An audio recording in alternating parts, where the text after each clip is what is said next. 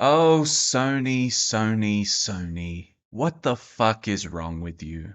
Your efforts to build a comic book universe are too lame to comprehend, and everything you've done without Marvel have been a disaster. That now includes Madam Web, which is Morbius on steroids, and devoid of all the endearing elements which made Venom at least B-movie fun. Here is a film which never should have existed, much like the Marvels. An hour 48 minutes long and yet still needs to have fat cut from it, and is a testimony to director SJ Clarkson's inability to turn lead into gold. She is so weak behind the camera that the 180-degree rule is broken at the 6-minute mark in a lame effort to make an ambulance sequence. Christ have mercy on my soul, I hate this word.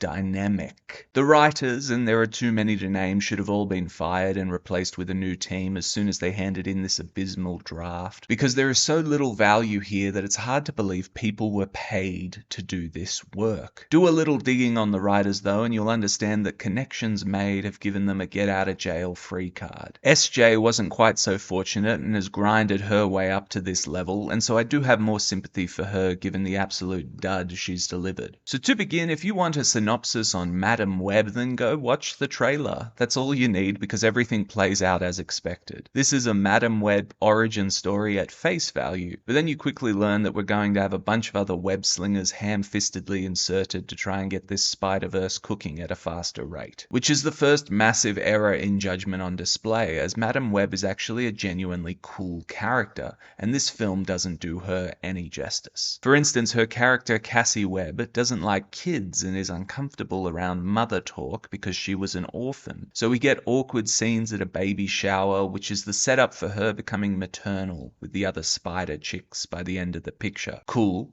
I guess it works, on paper at least, but it's handled with so little grace that you'll roll your eyes until they start to bleed. That's the entire film over and over and over again. Ideas which work in theory, delivered so poorly that you realize the writers are genuine hacks. Not subjectively hacks such as disliking an auteur's work. Hacks so hacky you know they're only in Hollywood because of relationships with individuals who can open doors for them. Isn't it funny that wannabe writers are slaughtered by industry heads, but then these bozos receive carte blanche to continue to produce crap? Almost like there's an N-word to explain all this. No, not that one.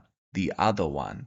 Yes, it involves fancy schools and handshakes, but I digress. Several scenes should have been cut to make this a very tight 90 to 95 minute superhero flick, most notably everything pertaining to Ben and Peter Parker, who are foolishly inserted here. You might think an extra 13 to 18 minutes on the current runtime is irrelevant, but boy oh boy do you feel it every step of the way. We barely introduce Madam Web, and then we're also introducing 3 other would-be superheroes and a villain and his tech-savvy assistant, and then we have to tie it to all the other films. It's madness. True madness. Because there just isn't enough time for this stuff, guys. You need to focus. Think, Mark! If you saw my Paprika video, then you'll know I spoke about a screenwriting idea of putting a key scene at every half-hour mark. And the initial meeting at a New York subway station, which was featured heavily in the trailer, comes in at the 36-minute mark, whereas it really should have been occurring on the 28 to 30-minute spot. It's genuinely interesting to me that this wasn't addressed as, and I am playing devil's advocate here, if the editors had put that in on the right mark, then maybe you could have nudged the film from abysmal to mediocre, as it would have drawn other key events back in the time frame as well. This would have helped resolve the sensation of unbearable tedium crushing your soul. And remember, we paid for that experience. Either way, it still wouldn't have saved the film, but I think it's worth considering. Now, there are 3 action set pieces throughout the film. The first sees the main characters running away from danger. The second sees the main characters running away from danger. The third sees the main characters doing something a touch heroic and winning after running away from danger. It's pretty shitty, all things considered, and incredibly boring to watch. So Madam Web is a bad film, which could have worked if the writers had talent, or the director was willing to hack some more fat off to create a very tight superhero flick that could have just barely passed muster. An 80 million budget is no excuse when we've had the creator and Godzilla Minus One demonstrate that money isn't everything to making a good film. Anyway, it is what it is. Life's a bitch, and if you invest in peptides, stem cells, and gene therapy today, then you might never have to die. Unfortunately, they opted for what we got here with Madam Web, and death is surely going to claim more before a solution is found.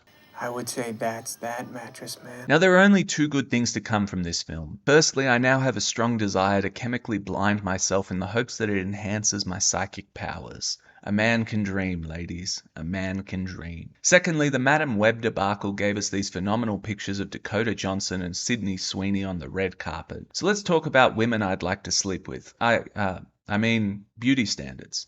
Many online went to great lengths to lionize Sweeney's beauty as being in a league of her own. And they're all wrong. Completely wrong. Horrendously wrong.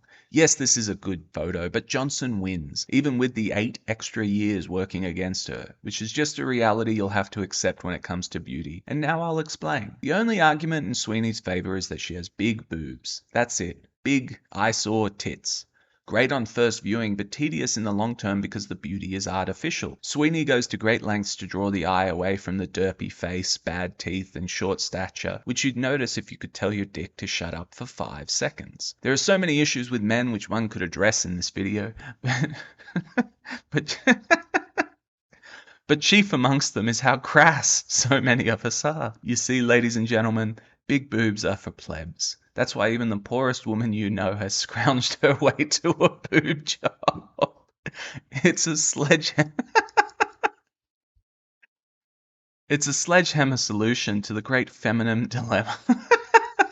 It's a sledgehammer solution to the great feminine dilemma of how can I get male attention. Furthermore, it's a testimony to how Sweeney perceives herself, all tit and no spirit. After all, through what window can one gain access to the soul? Smaller boobs, especially when paired with a taller, slender frame like Johnson's, are the patrician's choice because men of caliber desire elegance and sophistication. You cannot call yourself the fairer sex and behave like every other sorority girl with daddy and mummy and uncle and auntie issues. Will you ride a tractor through mud and flash your breasts on spring